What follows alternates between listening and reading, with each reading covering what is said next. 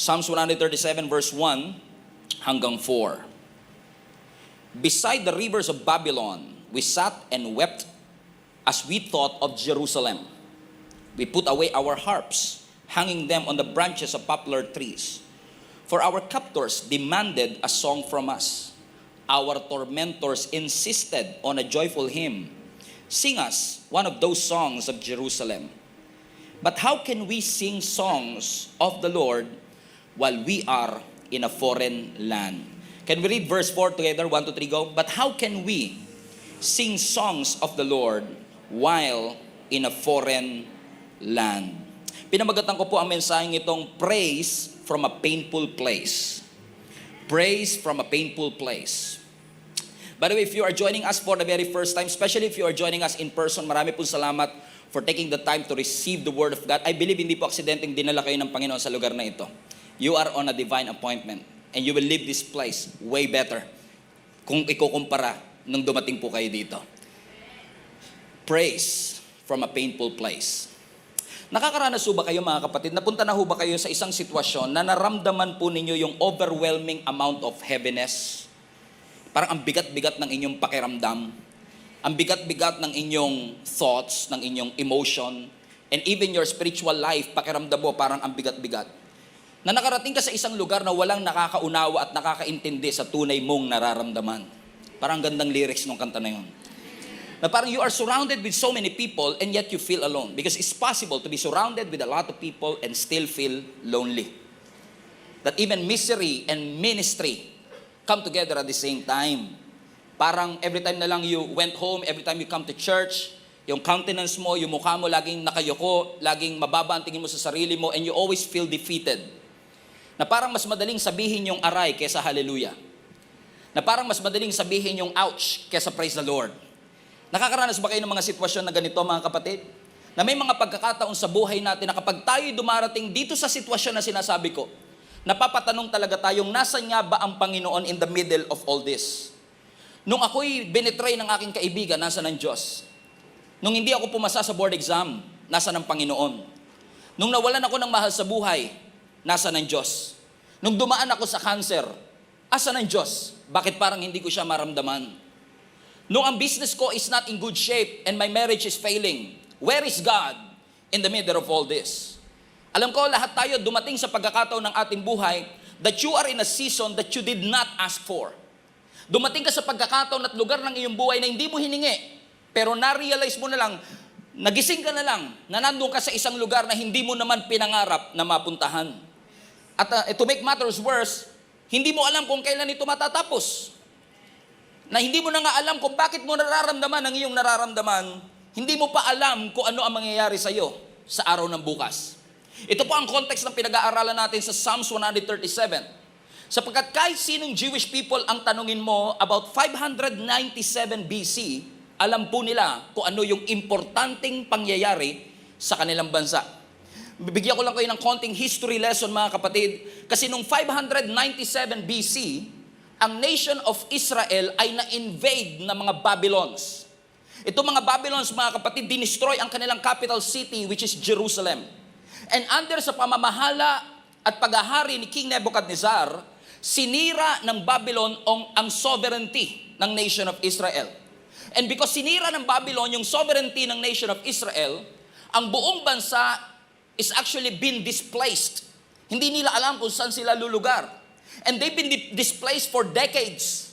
They've been displaced for years until nung 1948 nung nakamit ng Israel ang kanilang kalayaan. In fact, ang mga nangyari dito mga kapatid, kahit di nyo ako pinapansin, pwede bang pakinaan konti yung monitor ko dito? Ang nangyari dito mga kapatid is that nung sila ay in-invade ng mga Babylons, around 7,000 Jewish people ang pinersa ng Babylon na pumunta sa kanilang bansa at iwanan ng Israel. Let me repeat. Nung panahon ng 597 BC, ang Babylon, pinersa niya ang nation of Israel na iwan yung kanilang bansa. 7,000 people mula sa Israel. Ang pinersa nilang iwanan yung Israel at pumunta at maglingkod sa bansa ng Babylon. Let me repeat. Yung mga Jews ay pinersa ng Babylon to live in a hostile territory. Yung mga Jews ay pinersa ng mga Babylon na mag-adjust sa kanilang sariling bansa. At hindi ito basta-bastang random people lang. In fact, ang mga Babylon, pinili nila yung 7,000 best and the brightest ng nation of Israel. Yung mga artistic, yung mga philosophical, yung mga scientific, yung mga intelligent, yung mga cream of the crop ng nation of Israel ay puwersa ng mga Babylon na pumunta sa kanilang bansa para sila'y magtrabaho para sa kanila. In fact, mga kapatid, nung 597 BC, pagkatapos nilang mapunta sa Babylon, may isang propeta na ang pangalan ay Hananiah, na nag-declare sa kanila at nagsabi sa nation of Israel, huwag kayong mapanghihinaan ng loob. Huwag kayong mawawalan ng pag-asa sapagkat alam kong alipin tayo ng Babylon ngayon, pero in 2 years tayo ay papalayain ng ating Panginoon. Okay, you don't get it. Ang sabi ng scripture, itong si Prophet Hananiah pumunta sa nation of Israel para sabihin sa kanila that in 24 months, this exile, this suffering is going to end. Alam kong mahirap ang ating sitwasyon, naglilingkod tayo sa hindi naman natin bansa, pinaglilingkuran natin yung mga taong kaaway natin, pero huwag kayong mababagabag, huwag kayong mawawalan ng pag-asa sapagkat in 24 months, lalaya din tayo. They must have received a sense of hope na finally kahit gaano pala kahirap ang sitwasyon namin, may katapusan din pala ang lahat.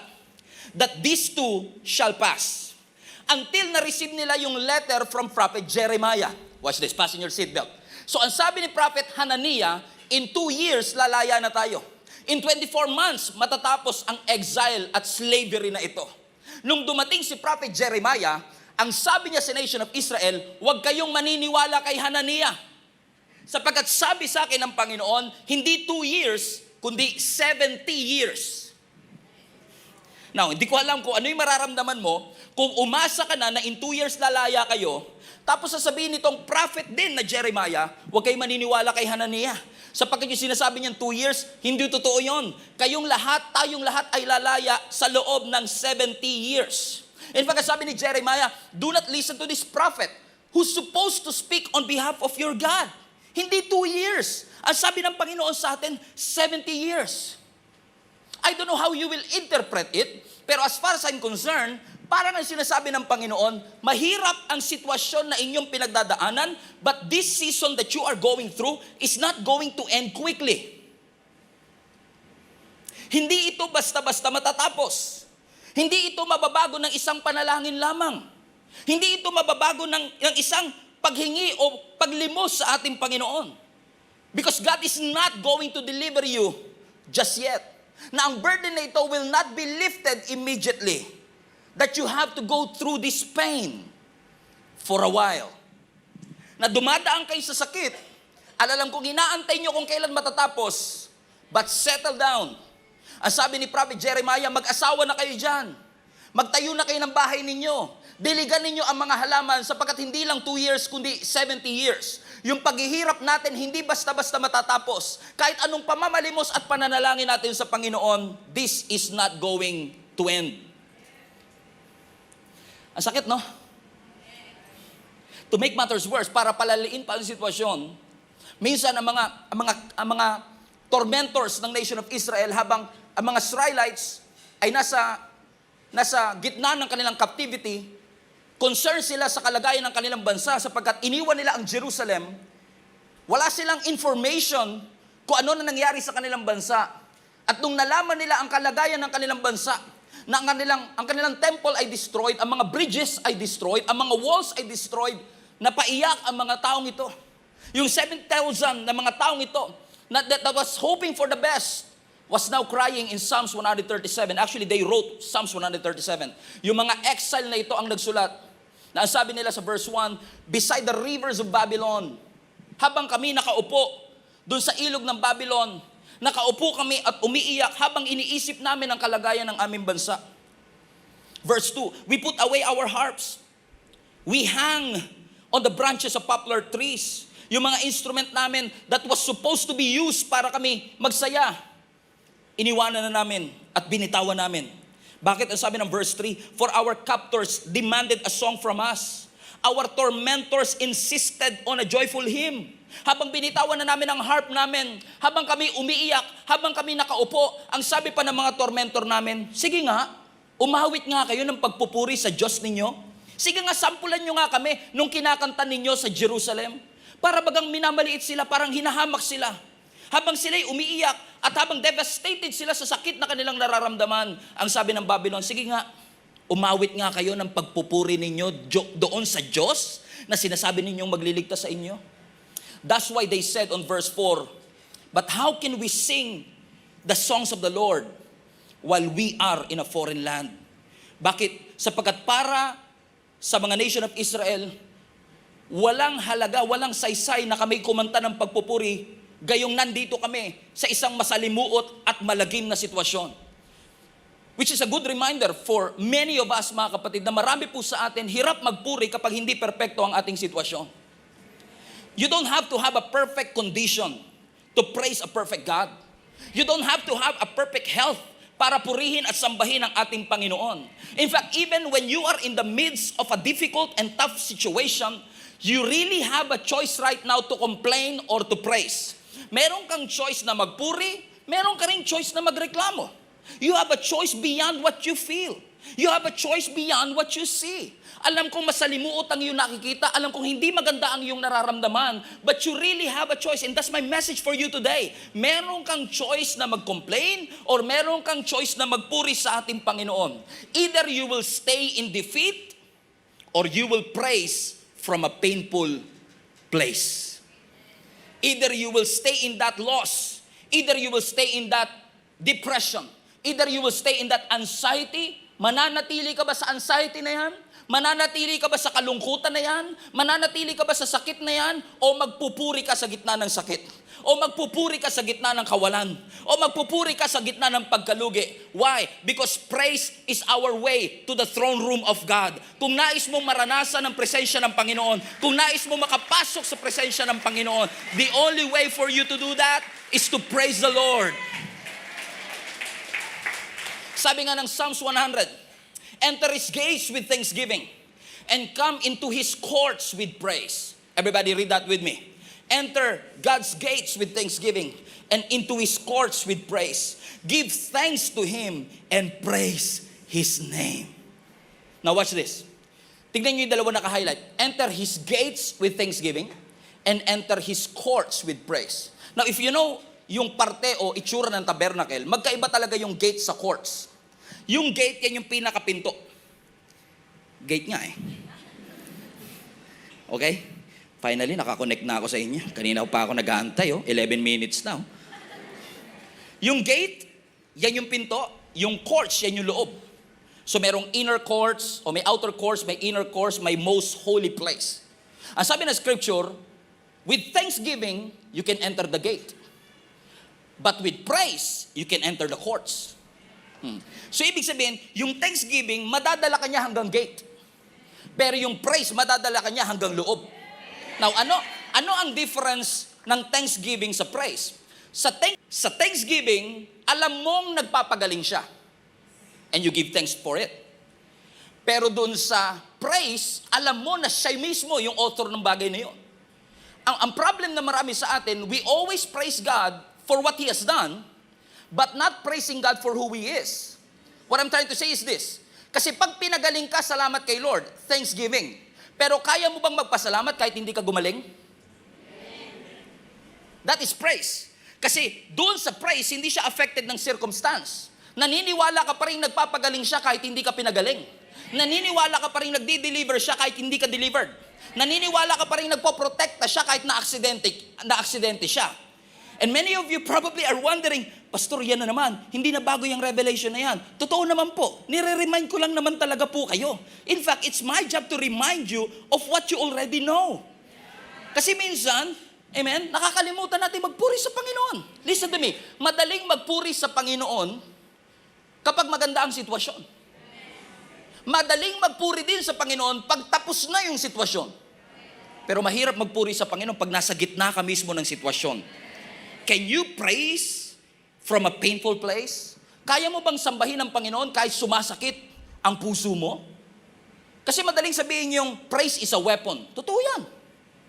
Sabi nga nila, when praise goes up, blessings come down. Madali din po yan. Sure. Magkasundo tayo. Praise is a weapon. Praise is a weapon. When praise goes up, blessings come down. Ito yung medyo mahirap pakinggan. Praise is not just your weapon. When you praise, blessings come down. All of them are true. But this is also true. Praise is a command. It's not a suggestion. It is a command.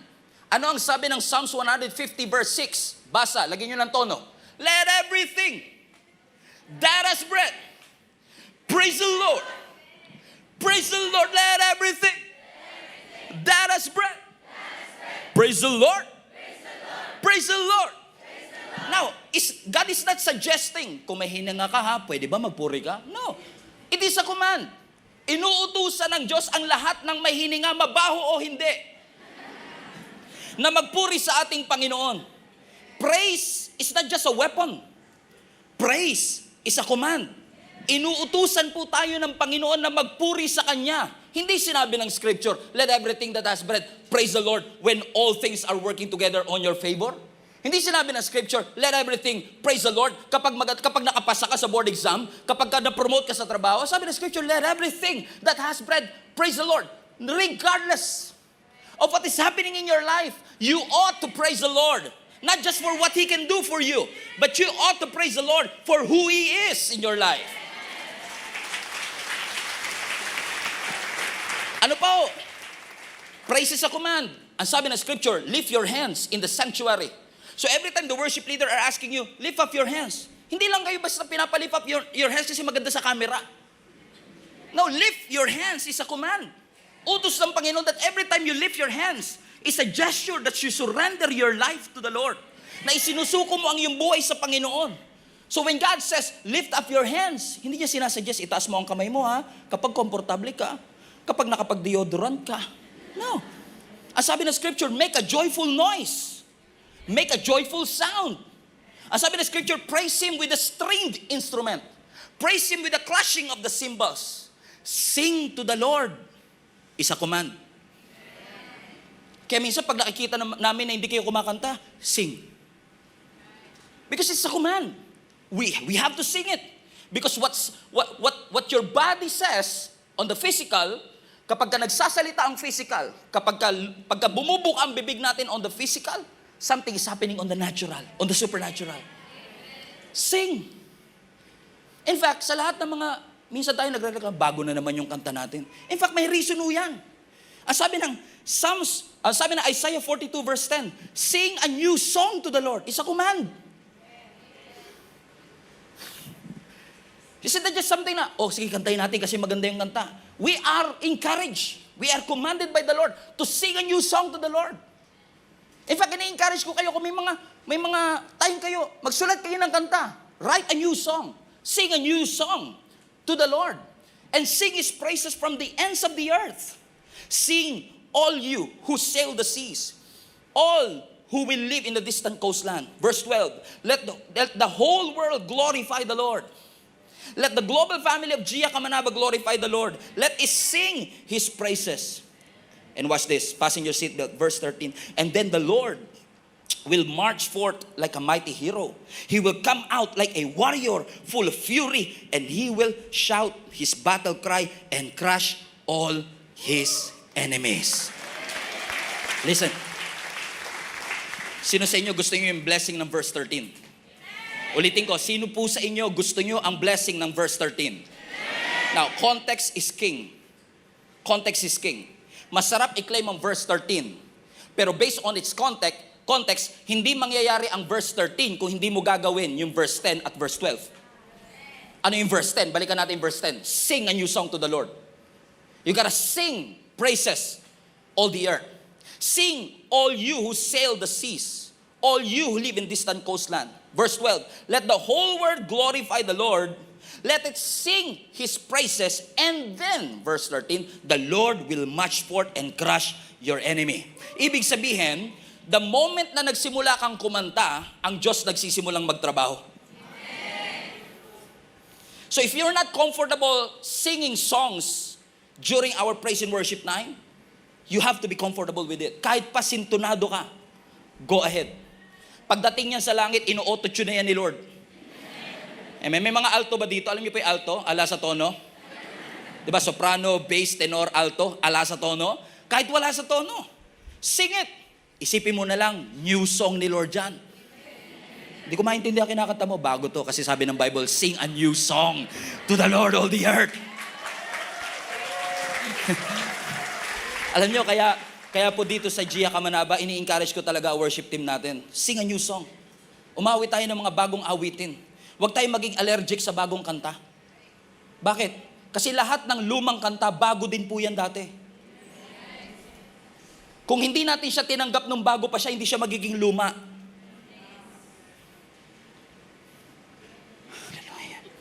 I surrender all.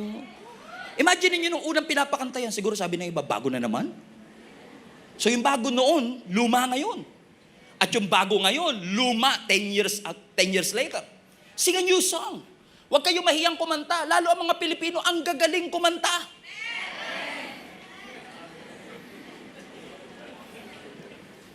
Amen. Huwag lang natin kantahin yung kanta ni Taylor Swift. Kantahin natin yung kanta ng Panginoon. Amen. Pagbukas nyo ng YouTube ninyo, mag-search kayo Christian Songs 2024. Search niyo sa GSMNB Takbuhan. Maganda raw yun. New song. Amen. Naalala niyo po si David?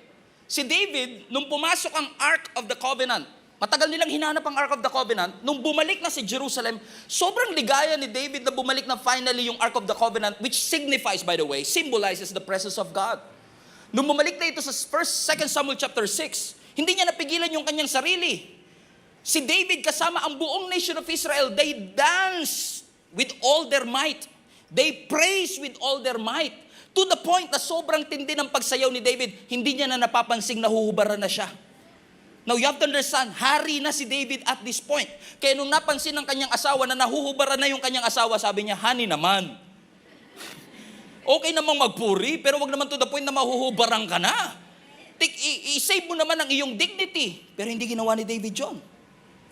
Amen? Nagsayaw siya as if walang nakakakita sa kanya.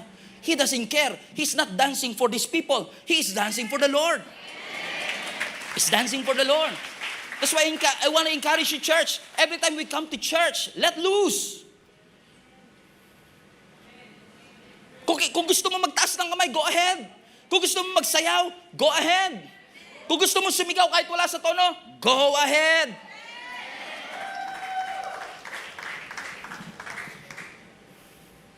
Pastor, do you see how I worship the Lord? Very demure, very mindful, very cutesy. Minsan tayo nonchalant. Amen? We are so concerned about our voice, very demure, very mindful. Sa mga hindi nakakagets, nasa TikTok, very demure, very mindful, very cutesy.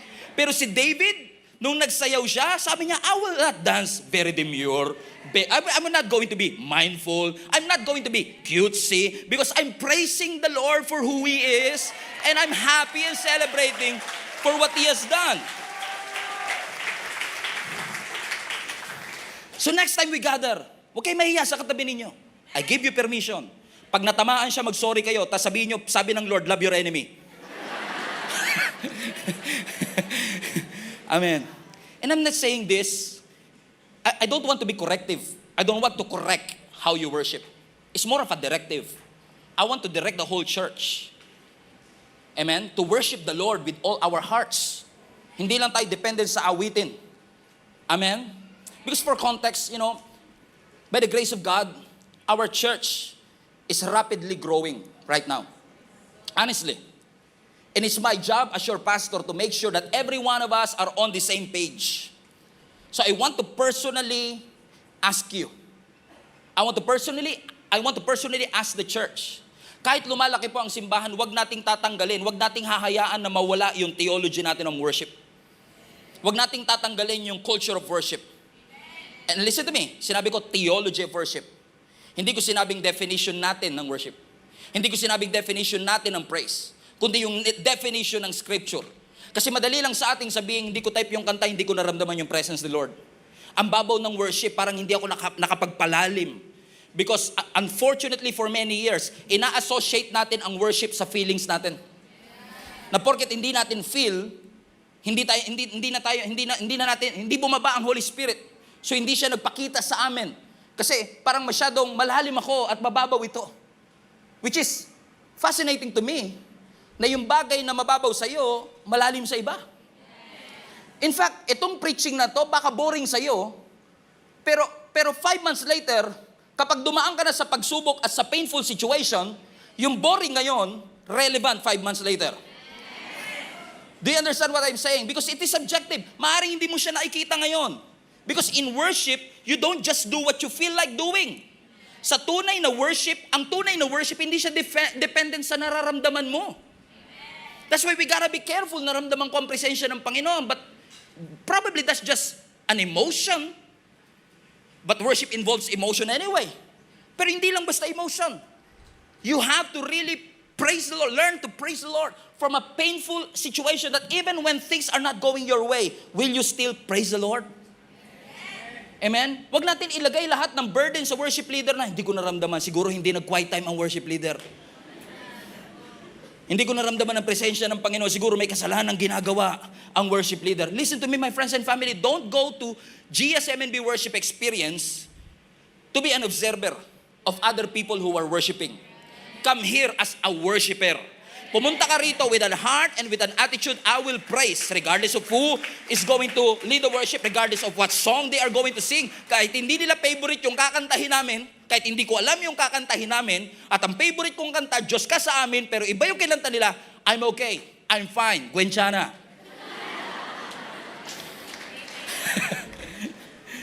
Amen? Kasi hindi tayo nag-aantay. Not to disrespect our worship team, they are incredible. We love our worship team. But to be honest with you, we don't need worship teams to lead us into worship. In fact, we are commanded to lead ourselves to worship. When you don't feel like it, lead yourself. Ano sabi ni David? Bless the Lord, O my soul. So every time you don't feel like worshiping, when you are going through a tough situation, mahirap ang buhay, hindi mo alam kung makakasurvive ka, kung yung pagtaas ng kamay parang hirap na hirap, yung pagkanta parang pigil na pigil, utusan mo ang kaluluwa mo. Bless the Lord, O my soul, and all that is within me. Sabi po ni David sa Psalms 42 verse 6, why are you so downcast, O my soul? Why are you so disturbed within me? Nararanasan nyo ba minsan yan, parang downcast kayo, disturbed kayo? You're feeling something that you should never felt dahil nga Christian kayo in the first place. Si David din dumaan dun. Kaya nga challenge siya yung sarili niya, ba't ka nada-downcast? Bakit ka disturbed? Ito gawin mo, put your hope in God, and yet I will praise Him. My Savior and my God, my soul is downcast within me, therefore I will remember you. Because alam ni David, something spiritual, something powerful happens when we sing songs of praise. Kapag nag-worship ka, what you do physically affects you spiritually. So when you lift your hands, you are not just lifting your hands physically. Something powerful in the spirit happened. When you say, I will bless the Lord at all times. When you sing about the goodness of God. In the supernatural realm, some fights are being fought on your behalf when you worship the Lord. Kasi salamat kay Lord kapag pinagaling niya tayo. Salamat kay Lord kapag nakarecover tayo sa matinding pagsubok. Pero minsan yung hindi natin napagpapasalamat, yung aksidenteng hindi na dumating kasi yung mga guardian angels mo, inassist ka. Because God gave His angels charge over you. Minsan hindi natin napagpapasalamat yung preservation. Napagpapasalamat lang natin yung sustenance ng Lord. Thank you for that. Salamat kay Lord kasi nag-provide siya nung kailangan ko siya. Salamat sa Panginoon na pinotektahan niya ako. Pero pero minsan di natin nare-realize na yung hindi ka nagkasakit is also a blessing. Ang miracle, hindi lang yung deliverance. Even yung survival miracle. Sino sa inyo, yung survival sa inyo miracle? Na hindi nyo alam kung paano kayo nakarating sa tagpong ito kasi noong 2021, you almost killed yourself. And yet you are here today. Amen. Smarter, brighter, stronger because of the presence of God in you. Why? Because you chose to praise the Lord anyway, regardless of what's happening in your life. Kaya ang tip ko sa inyo mga kapatid, kapag nahihirapan po kayo, kapag nauubos na yung bank account ninyo lalo na, amen, wag muna kayong magpatalo sa overthinking. Wag muna kayong magpadaig sa worrying and anxiety. Begin to praise the Lord. Hindi ko alam kung nararanasan nyo yun habang nagdadrive ka sa kotse. Napapakanta ka na lang ng papuri sa Panginoon. Imbis na love radio, imbis na 106.7, JOHN 316, John 3:16, come on now. Supportahan niyo naman ako. Lagapaking joke oh. Kahit konting support lang oh. Sabi nung last Sunday, Pastor, hindi corny yung mga joke mo. Now this is a proof that it is. Amen? You open your radio, o kaya naman kapag ka nasa phone ka, bubuksan mo yung Spotify, GSMNB, you open YouTube channel, search Christian songs. Why? Because you have to start your day, start your life, start your prayer in worship. Kumbaga wala pang ginagawa si Lord, nagpupuri ka na kasi nga hindi ka naman nagpupuri sa kaya niyang gawin. Nagpupuri ka kung sino siya sa buhay mo. Ina-acknowledge mo na kagad, Lord, alam ko, hindi pa ako nananalangin, but I know that you are going to answer my prayers. Amen. Because praise is a weapon. Praise is a weapon. Naalala niyo po si Jehoshaphat? Si Judah. By the way, Judah means praise. Amen? Nung inatake ang Judah ng 3 innumerable armies, hindi alam ni Jehoshaphat ang gagawin. Because you know what? Isa sa mga taktika ni Satan ngayon, atakihin yung praise mo. He's going to attack Judah. Pagtutulungan ni Satan yung Judah. Pagtutulungan ni Satan yung praise life mo, yung prayer life mo, para hindi ka makadulog sa Panginoon. That's why nasabi ni Jehoshaphat, I don't know what to do, but my eyes are fixed on you. Which is logical. Kasi kung ikaw ay surrounded with 3 innumerable armies, talagang hindi mo alam ang gagawin mo. Anong ginawa ni Jehoshaphat? Nanalangin siya sa Panginoon for instruction. Kung pagbabasihan ng kanilang experience, pwede silang lumaban, pero ang instruction sa kanila ng Panginoon, be still. Magantay kayo. Now, you don't do that. Kapag surrounded ka ng 3 innumerable armies, outnumbered kayo. Defeat is inevitable. And then sabi ng Panginoon, be still. And something strange happened that morning. Kasi ang sabi ng scripture, 2 Chronicles 20:22. At the moment, they began to sing and to praise the Lord. So nilagay ni Jehoshaphat yung praise and worship team sa unahan. Nilagay niyo yung dancer sa unahan, yung singer sa unahan, yung musician sa unahan, which is usually, ang nilalagay mo doon, shield bearer. Pero instead, the shield bearer, ang nilagay niya, praise and worship team. Kasi para kay Judah, kahit anong shield bearer ilagay natin, 3 kingdom yan against us, nagkampi-kampi against us. So military strategy is off the table. Let's start with praise. Let's start with praise. Alam niyo kinanta nila? Habang nakapikit siguro sila, tumatambol sila, kasi nasa una, imagine niyo, hindi naman sanay ang mga musician na nasa una. Pag may war at gera, lagi nasa likod dyan eh. Tapos biruin mo, bigla ka makakarinig sa hari ninyo, guys, kayo nasa unahan. Sir? Sure kayo, sir? Probably habang nasa unahan sila, di nila alam kung ba't sila nandun in the first place. Siguro nakapikit na sila, bahala na kung tamaan ako ng pana, give thanks to the Lord for it. Pray, buhay ka pa ba dyan? Buhay ka pa ba dyan? Di niya alam kung yung katabi niya, okay pa.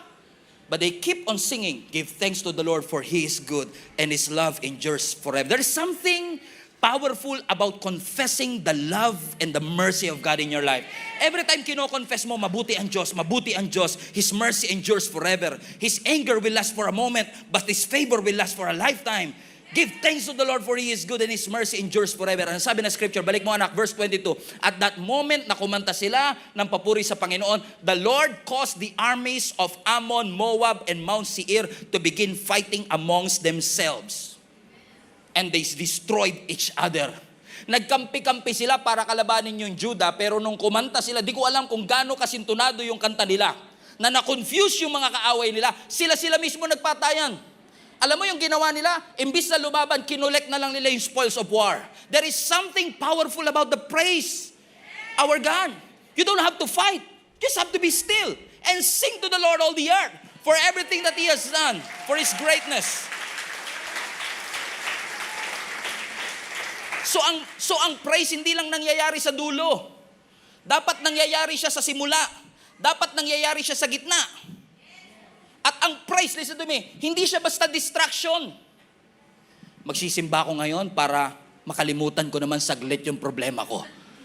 So magsisimba ka, puri ka kay Lord, Lord, salamat, distraction, saglit lang, pag uwi mo may problema ka uli. No, praise is not a distraction. Praise is the solution. Hindi siya red horse na ginagawa mong distraction. Pre, iniwan niya ako. Sige, tagayan mo. Para makalimot ako sa sakit na nararamdaman ko. Mahal kita, Marife. Sino ba si Marife? Iinom ka. Makakalimutan mo pansamantala kasi nga distraction. Pero kinabukasan, may problema ka pa rin, nadagdagan pa. Magbibili ka patuloy ng Advil dahil sa hangover. Bakit ginawa nating distraction? I-distract lang ako, pupunta lang ako every week, every time I feel bad, every time in a painful situation, punta muna ako para makalimot ako saglit. Sabi ng Lord, bakit mo ginagamit na distraction yung praise kung pwede naman siya maging solution? Praise is your weapon. Hindi porket nagpupuri ka, wala kang ginagawa kapag nagpupuri ka, kumakanta ka lang, pero may ginagawa ang Diyos habang nagpupuri ka. When you start to open up your mouth, God starts to work in your life. It doesn't make sense, di ba? Di ba parang hindi natin maintindihan kung bakit? Pastor, di mo alam kung ano yung boses ko. Ang layo po nito. Kung meron lang po tayong 7 notes, do, re, mi, fa, sol, la, ti. Do. Pastor, wala ako dun. Nasa do sharp ako. Pero you know what? When you start opening up your mouths and sing praises to the Lord starts working. So pagising mo, you feel the heaviness, ang bigat ng pakiramdam. And I'm preaching you this because, I don't know, for some reason, I felt heavy. Nung pagising ko ng Monday and Tuesday, I was keep on thinking, what's happening? Ano kaya mangyayari? In fact, I-share ko nga sa staff meeting namin na, I feel heavy. And then God reminded me, praise is a weapon. You gotta praise the Lord in the midst of that heaviness and declare who God has been to you and who God is to your life. So even when it hurts, sing. There is none like you. No one else can touch my heart like you do. And I could search for all eternity, Lord, and find there is none like you.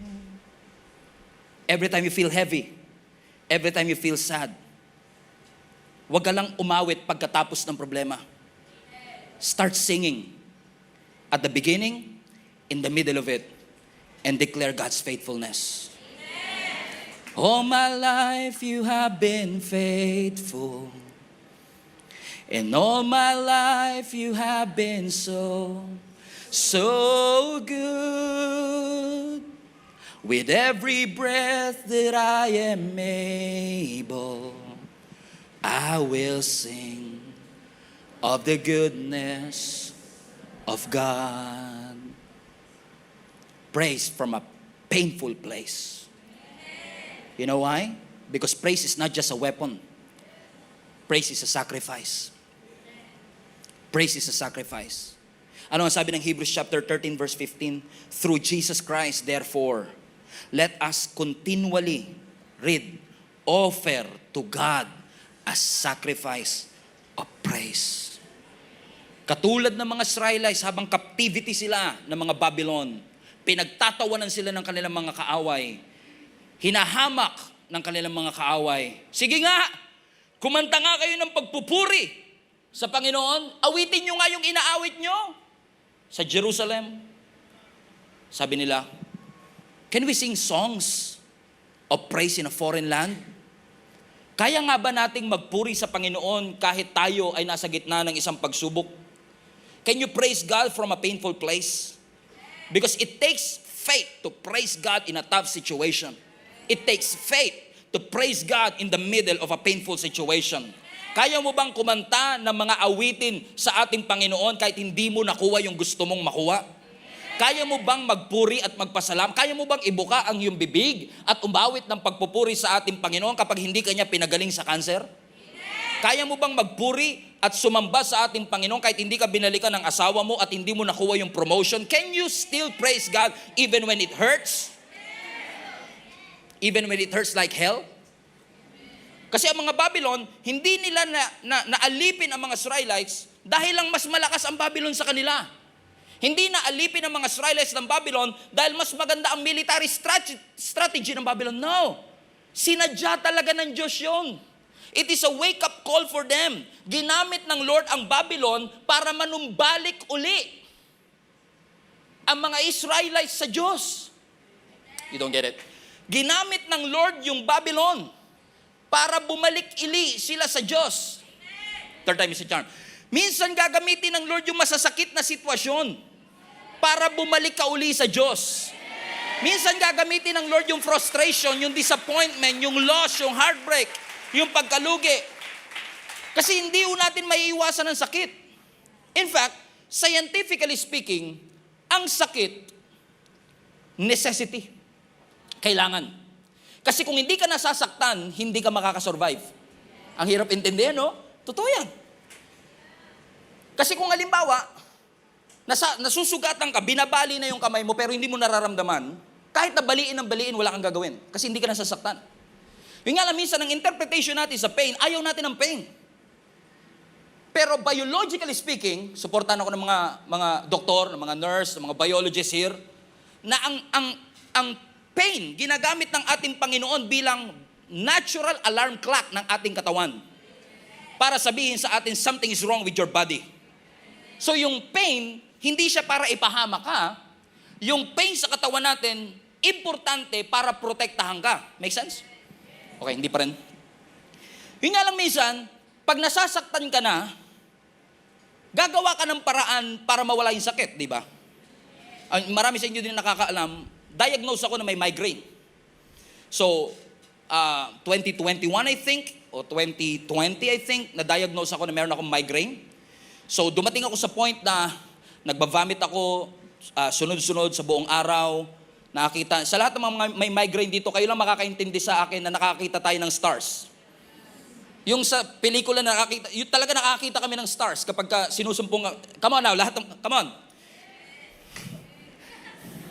Yung nga lang kasi yung migraine, sakit ng pangmayaman. Yeah. Oh.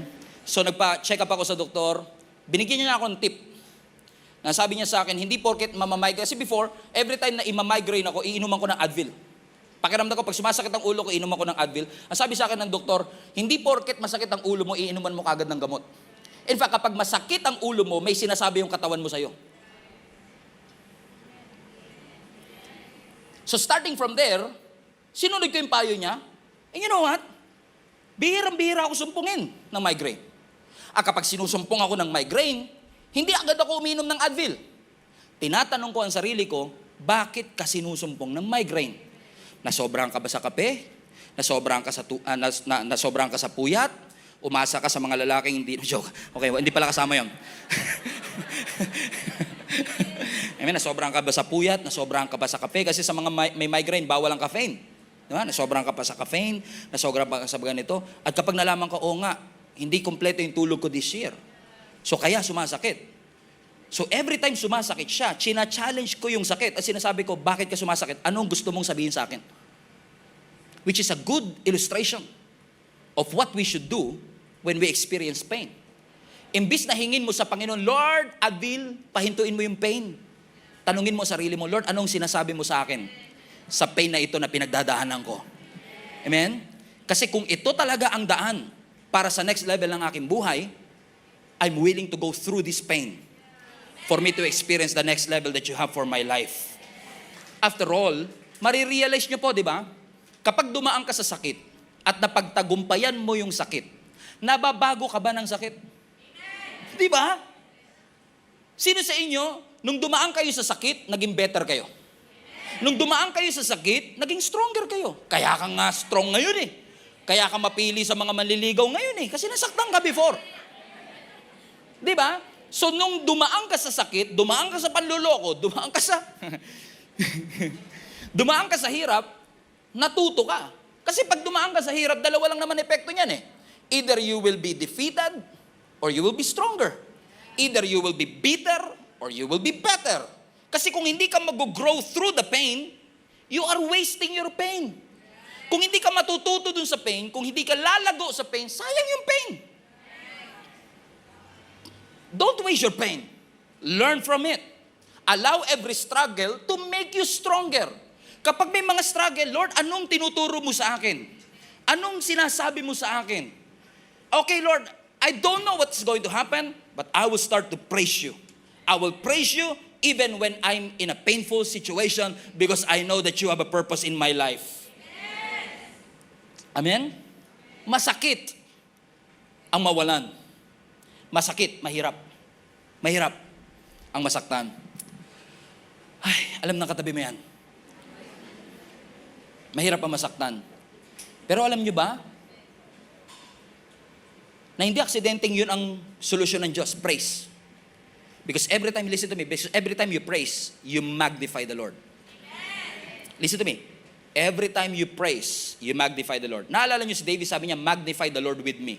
What is that even supposed to mean? Magnify the Lord.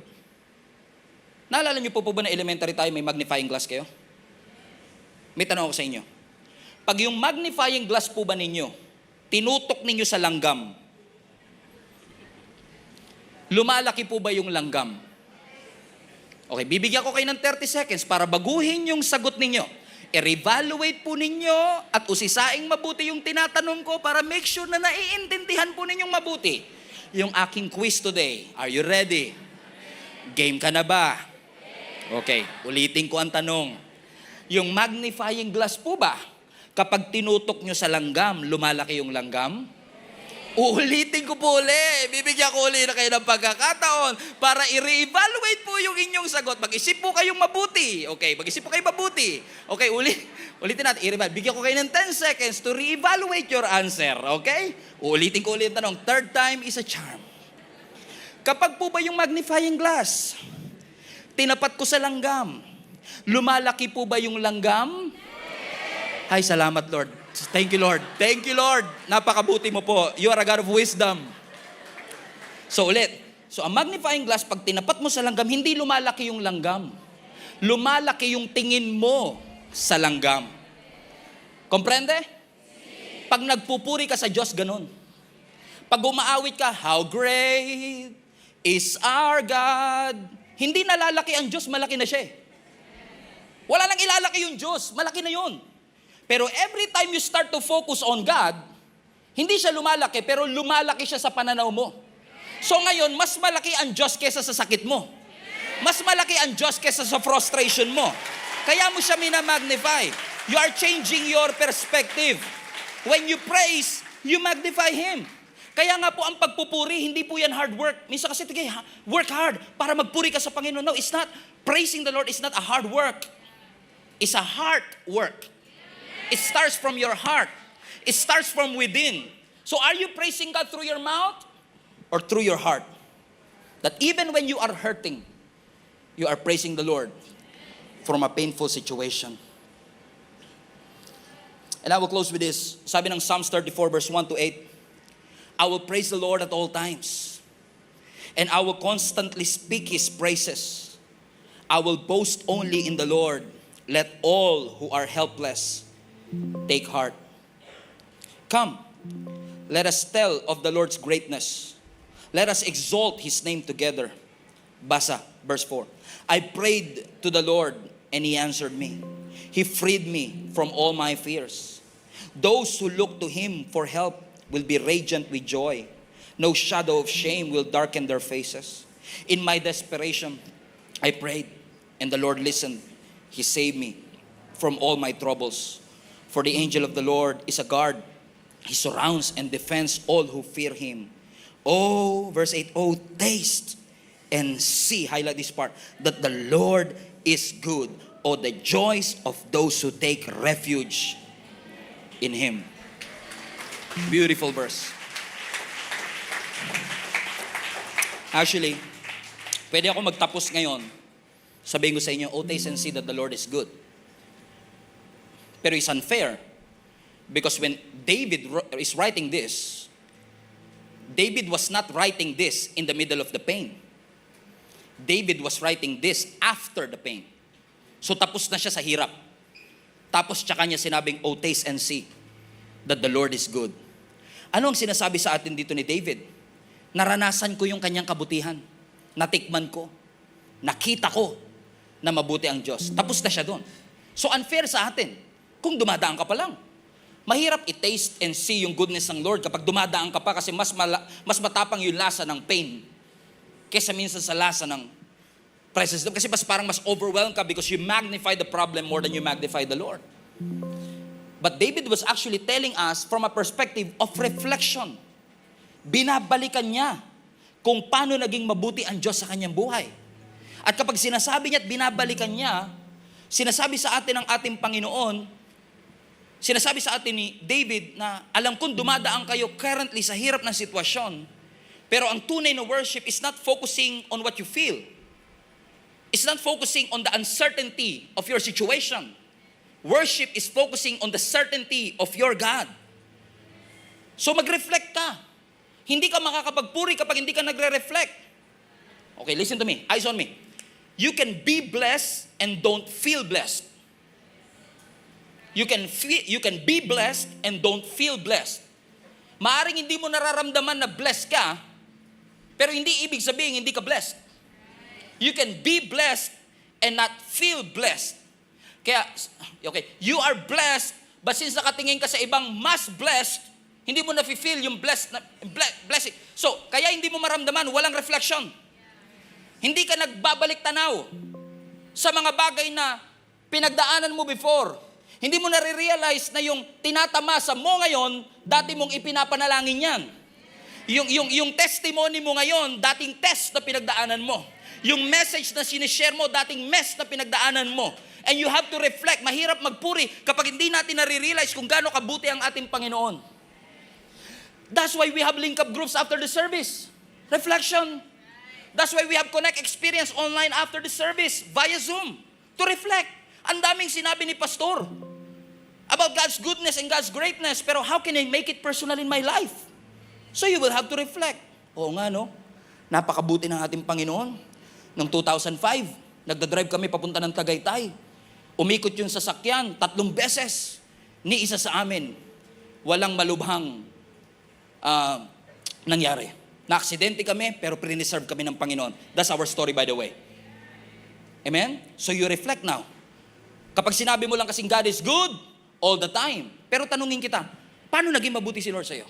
Now, think about your life. Is there any part of your life na makakapag-testify na naging mabuti ang Diyos sa'yo? Alam ko pong hindi lahat ng pangyayari sa buhay niyo perpekto, pero sigurado ako merong isang bagay, 2 bagay, 3 bagay. Taas nga po ng kamay ninyo. 2. Ilan yung daliri ninyo? May 10 bagay na pwede niyong ipagpasalamat sa ating Panginoon sa kanyang kabutihan for everything that He has done. Instead of magnifying the circumstance, magnify the Lord. Si Paul and Silas nasa loob ng kulungan, pwede silang magreklamo.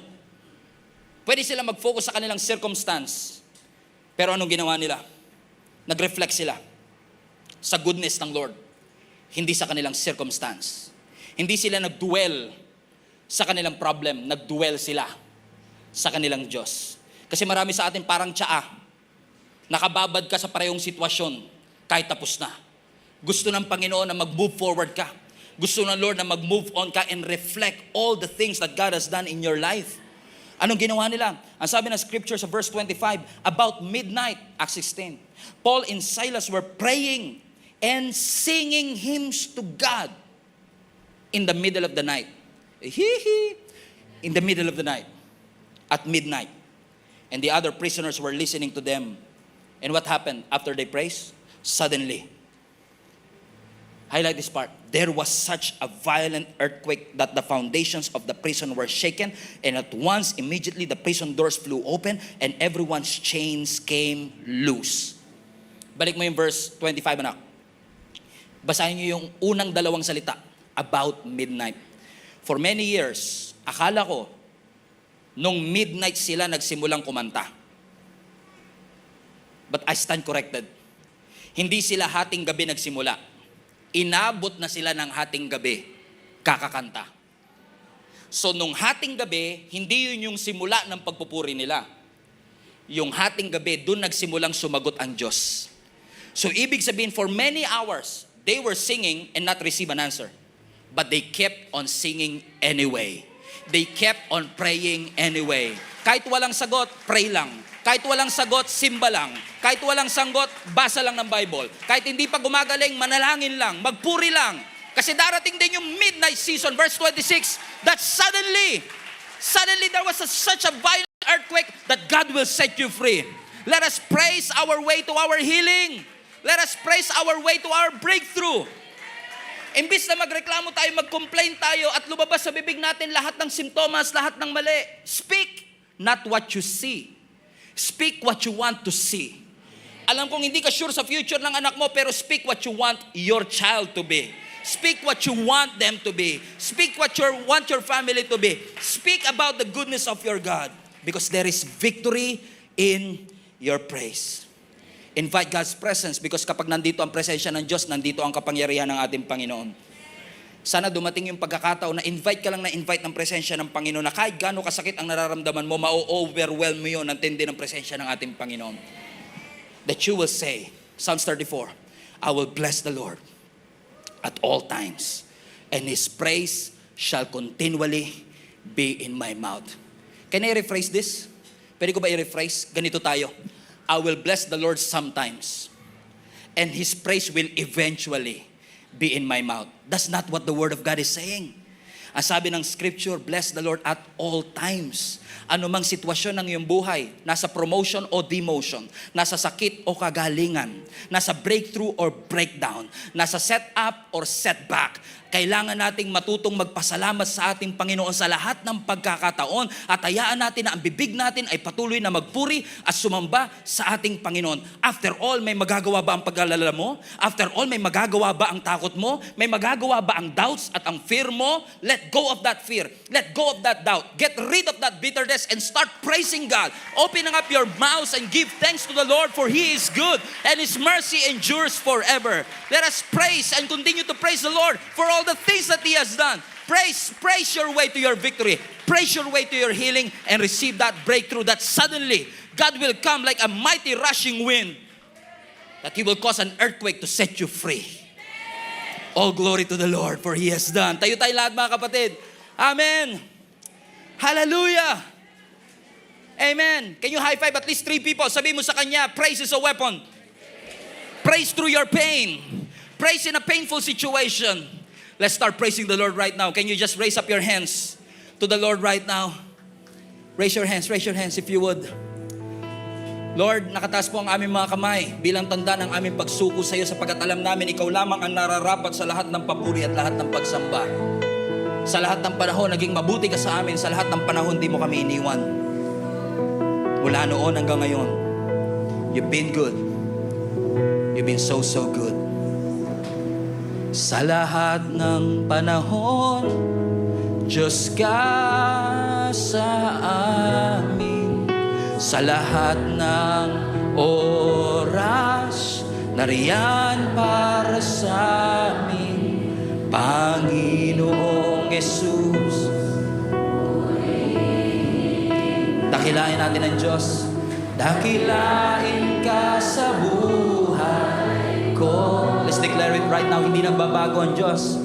Di nagbabago, Diyos ka sa amin, tanging sandigan, nariyan para sa amin, Panginoong Hesus, maghari ka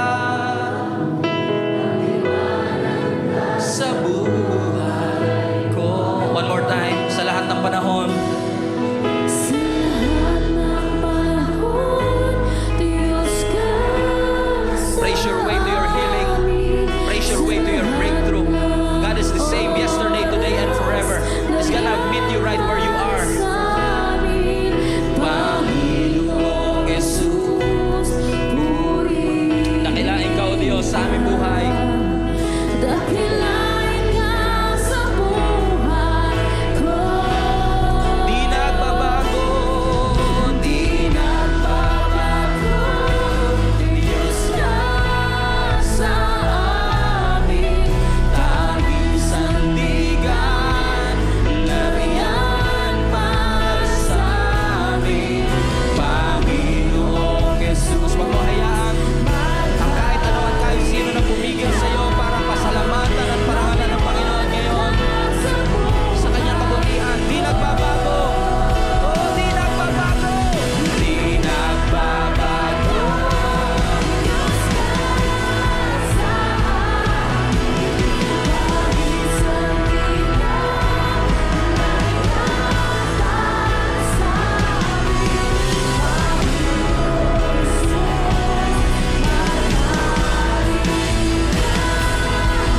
Maliwanag ka sa buhay ko.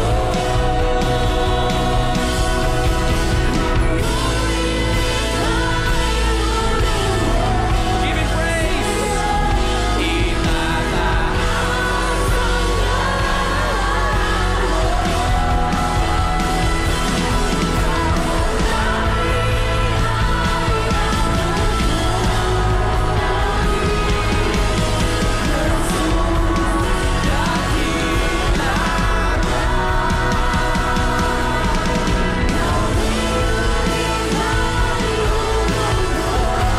Praise the Lord.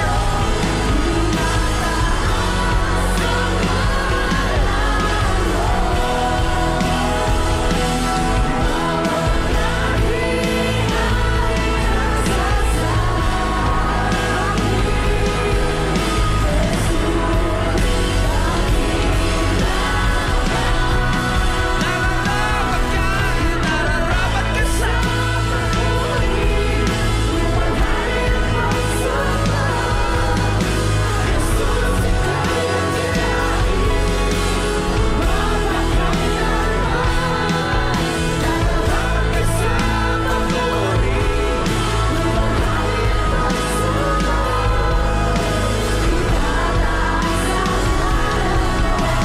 one last time. Nararapat ang Diyos.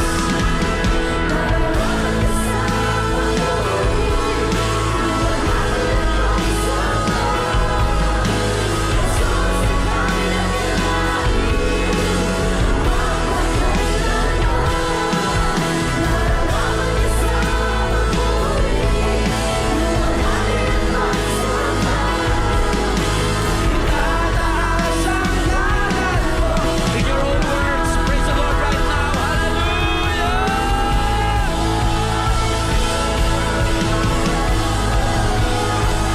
Make a joyful song. Make a loud noise. Praise the Lord. All the earth. Let everything that has breath. Praise the Lord. Praise the Lord. Praise the Lord. Praise the Lord.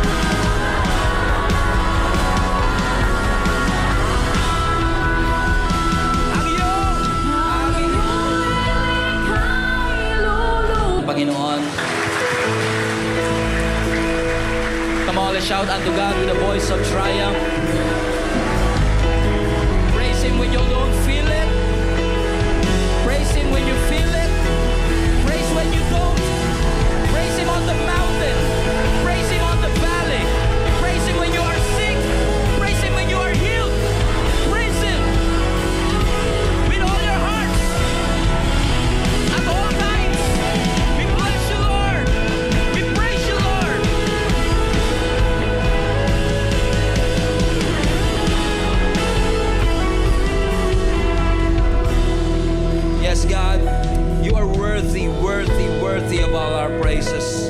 Salamat, Panginoon. I don't know, maybe somebody, Lord God, really needs to hear this word. Somebody really needs, oh God, to be reminded today that we can praise from a painful place.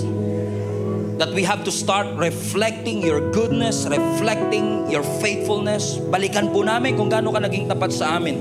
Na nadala mo kami sa kung saan man kami naroroon.